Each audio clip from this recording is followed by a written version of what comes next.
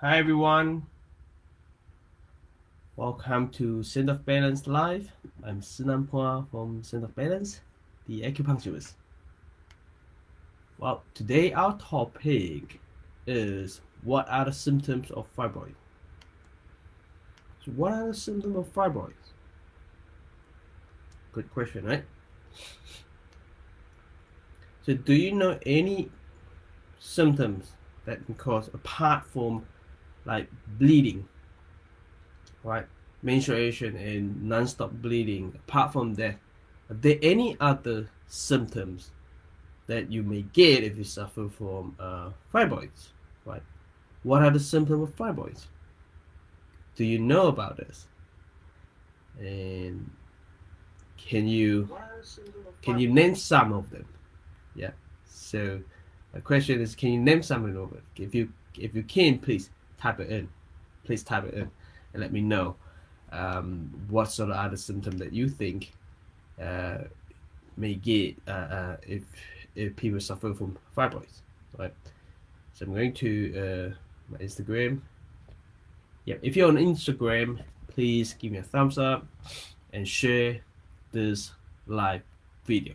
If you're on Facebook as well, please thumbs up, share the live video. YouTube, give you a thumbs up and say hello to me, and all other platforms, please say hello to me. Okay, thank you.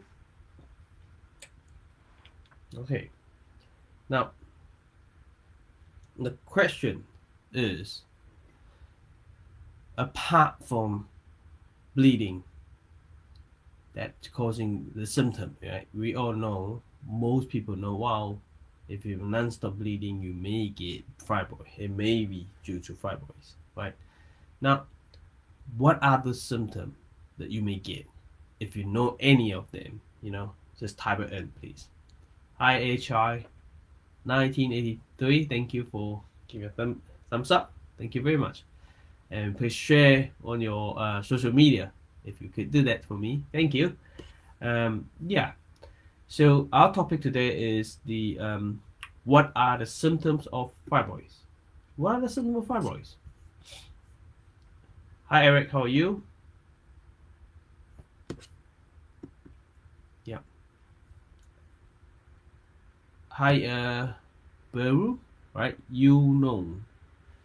Upload some cosmetic acupuncture video step to step. All video very knowledgeable. Thank you very much. Thank you for supporting.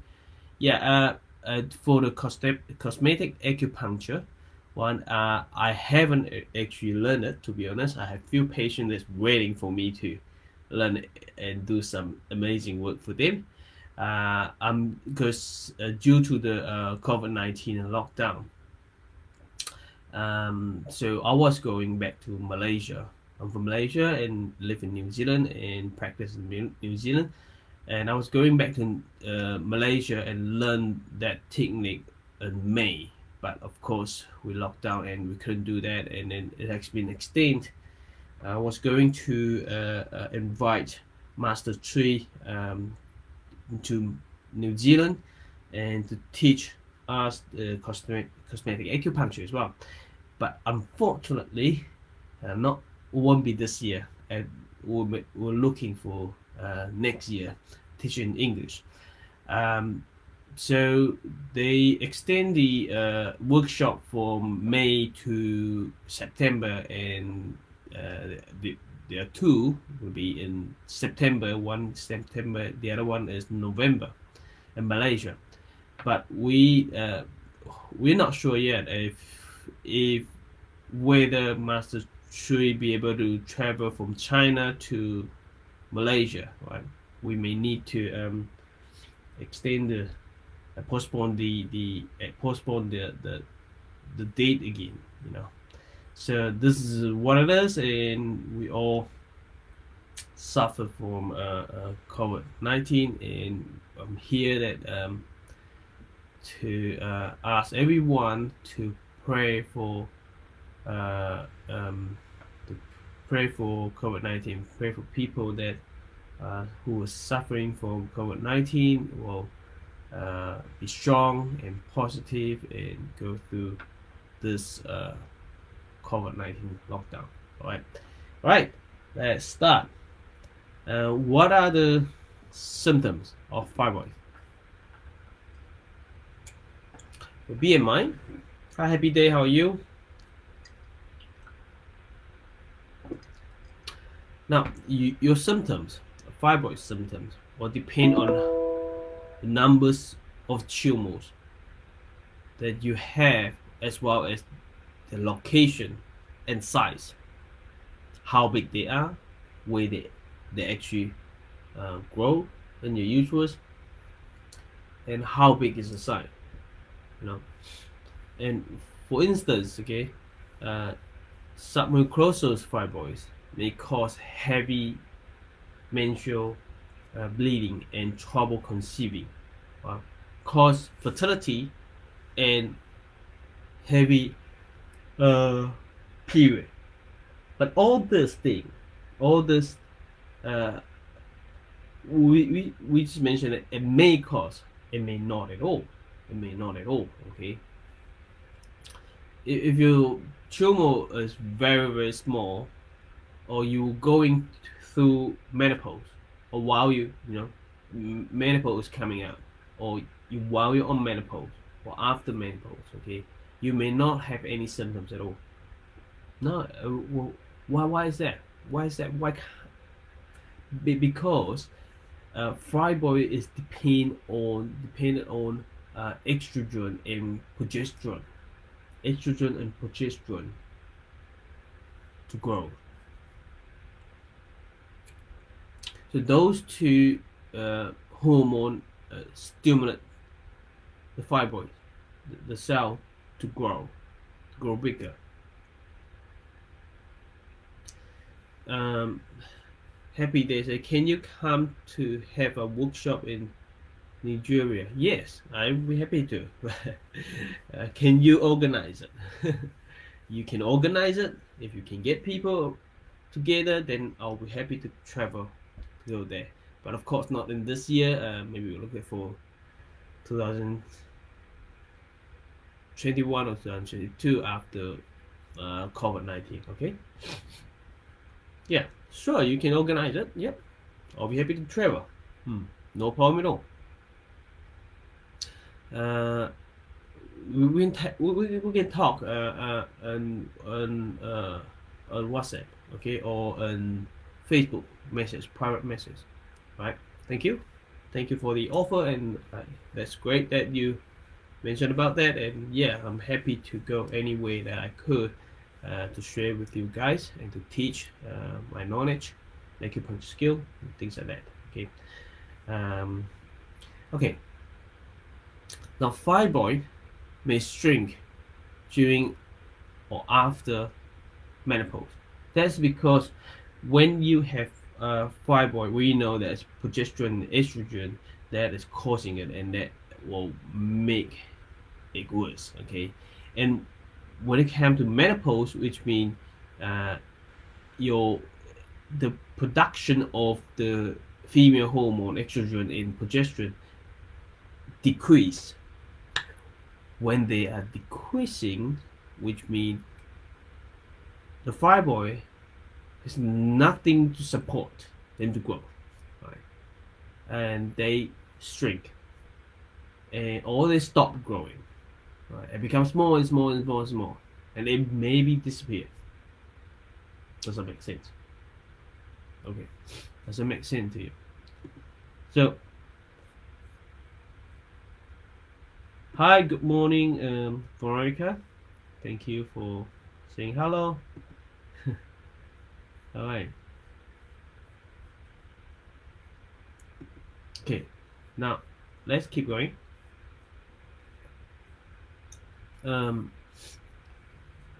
So what are the symptoms apart from heavy menstrual bleeding? Right. The heavy menstrual bleeding, it can be during your period, when you have your period.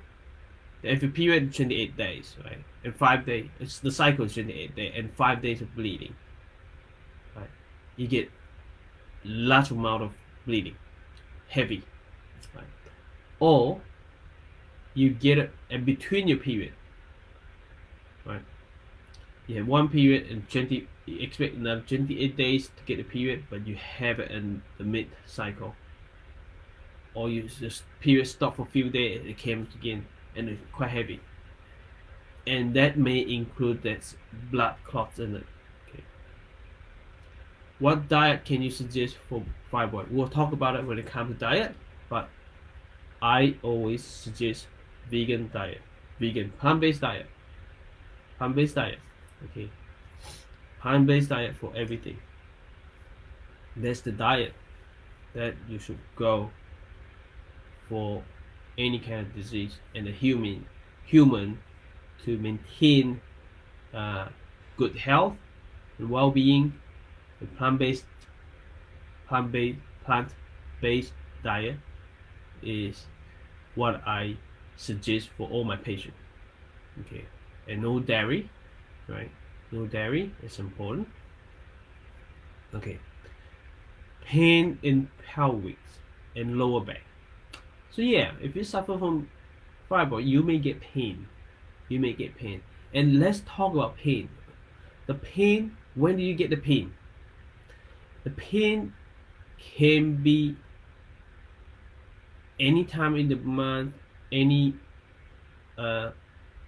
doesn't really come with just period when you're bleeding. It may more likely in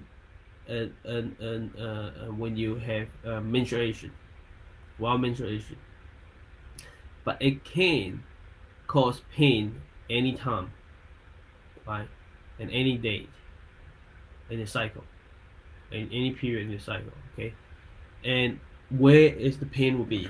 The pain will be in lower. It can be in the pelvic, can be in the groin, can be in the lower back, lower abdominal, is it about lower back, and over here, 八髎 sacrum area. It can be from here. It can be in here. Okay. Can be in here. And what else? Pain. You may suffer pain during intercourse. Now let's think about what can cause pain. What, when you say, well, women who suffer pain while intercourse, it can be fibroids, it can be endometriosis, it can be inflammation pelvics, right? So you know that you can't just say, oh, if you suffer pain from it while intercourse, is that is definitely fibroids. No, it's not. Or definitely endometriosis. No, we don't know. Okay, but we know pain while intercourse is abnormal, and that means something's happening. Okay, it just gives you a sign something's happening. Then you need to be smart and to figure out what is actually happening, right? Okay. Then if the fibroids grow, what would happen? It will compress the organs around it. What organs would it compress? Well, it may compress the give pressure for the bladder. Then that increase your urination. You go for urine more often because there's not enough space for urine to contain the water, right? To hold the water. So you go to the toilet a lot, easily. Okay, that is, it may increase urination. What else? It is quite big. It may cause constipation as well, because it compares on the bowel, intestine. So it may cause constipation. And what else? Do you know what else? Do you have any idea? What else would you think of? Monica, don't worry. It's not a class that you have to be on time in here. But I appreciate that you you every morning that in my time that you actually came here and say hello and join us for this live video, and thank you for your supporting. Yeah, it means a lot to me. Thank you, and happy day, and Eric as well. Thank you very much. Yep, small intestine. Okay. Yep. So what? Yeah, and when you compare to small intestine, it may cause constipation. Right? It may cause constipation. And what else? So when it causes constipation, it may cause pain, right? Or bloating. Yes, it may. It may. Okay. Now, the menstruation, normally we talk about heavy, right? Heavy menstruation, heavy bleeding. But when we talk about menstruation, bleeding, it may last for longer. And normally it's about 5 days. It can be up to 14 days, and even longer. A patient keep bleeding for about 3 months. 3 months, and I have another one bleeding for about 6 months. 6 months, right? And I'll tell you, all the ultrasound, when they say they can't see anything, it may not be really nothing in it. Because this patient for 6 months, she had another skin and actually have a small fibroids in there, very small one, and I miss it, and that small one, it's just one, and actually caused bleeding for 6 months. And then the second ultrasound, and then they decided to just remove the fibroid, and ever since they removed, period back to normal. That's what it is. So if you're asking me when to get surgery, you know, and it seems a little one, it's just one in the first ultrasound scan and they miss it, but when it comes to second, the first one they miss it, the second time they actually found it, and not until it's after 6 months. Bleeding for 6 months, they couldn't find any reason for it. And after 6 months, they found it, and they removed it, and what happened? Bleeding stopped, and it's a small one. So when it comes to fibroid, it really depends on where the fibroid is. Because fibroids, a little one, it may cause bleeding. A big one, it may not cause bleeding or pain at all, and it's very difficult to see. Right? Yeah, the only to diagnose this properly, you have to. We actually rely on ultrasound, but ultrasound sometimes won't, and not picking up exactly what's going on. Yeah, so it's a mess in here, to be honest. In the but most of the time they can pick it up, no problem at all. Yeah. Okay. Now you may feel bloating, fullness, pressure on your lower abdominal, right? It's getting bigger, and you may feel like you may see that while it actually can see it, your tummy swelling, you know, like one side bigger than the other side. Here may be bigger than the other side, because if the fibroids growth in here, or you may feel, wow, this person like they're pregnant, it's bigger for 3 months pregnant, because the fibroids that make the increase, enlarge the uterus. Okay, so make the tummy bigger. Okay, now tomorrow we're going to talk about how are fibroids diagnosed. How do you actually diagnose fibroid? What we just mentioned, all the symptoms: heavy period, period longer than usual, that you have blood clots and pain in the lower back and pelvic area, lower abdominal, bloating, and pain while intercourse, your urination increase more often, or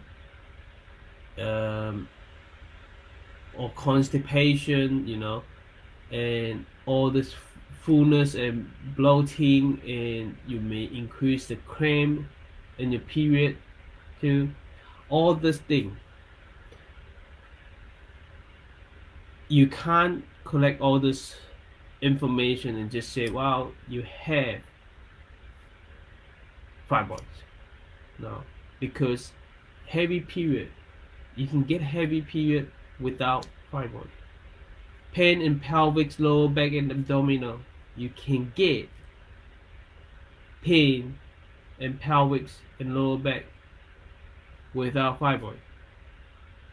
You can go for urine a lot without fibroid, right? All the symptoms, you get fullness, pain, and period longer, or period quite heavy, and you can't stop a period. You can get functional dysfunction of the uterine, then it causes the bleeding, menstruation longer than usual, or the hormone problem. Okay, it could be anything. So you can't just tell, oh, you have heavy period and your period can't stop, and that is fibroid. Now you need to get to tomorrow we're going to talk about the diagnose. How do you diagnose it? Okay, apart from the symptom the patient tell you, but you have to combine all the symptoms, ask the patient a lot of questions, and you figure out, oh, that pain, they have longer period, heavy period, yeah, intercourse, and often urine, and maybe sometimes they get constipation. Then you have an idea, okay, and maybe fibroid. But how do you be sure? If you send it for ultrasound, if ultrasound pick up this fibroid, then definitely fibroid. We know that all the symptoms may cause for the fibroid. Does it make sense to you? So tomorrow we're going to talk about how are fibroids diagnosed. Tomorrow morning we're going to talk about how are fibroids diagnosed. Okay, I hope this all makes sense to you. Okay.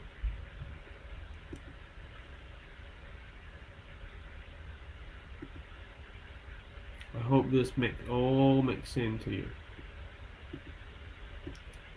Right. The symptom in fibroids is not, you can't just say, well, it's just one, and every one symptom, and then you can tell or that you can be sure that is fibroids. Okay, now you can't. Okay, you can't. Then just so happy day. Do you have any question? Any more question? We'll talk about diet definitely. Okay.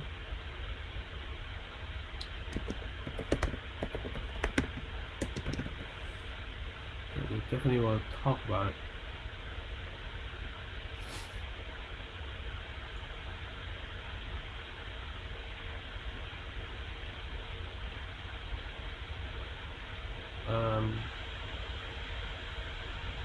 Let's see.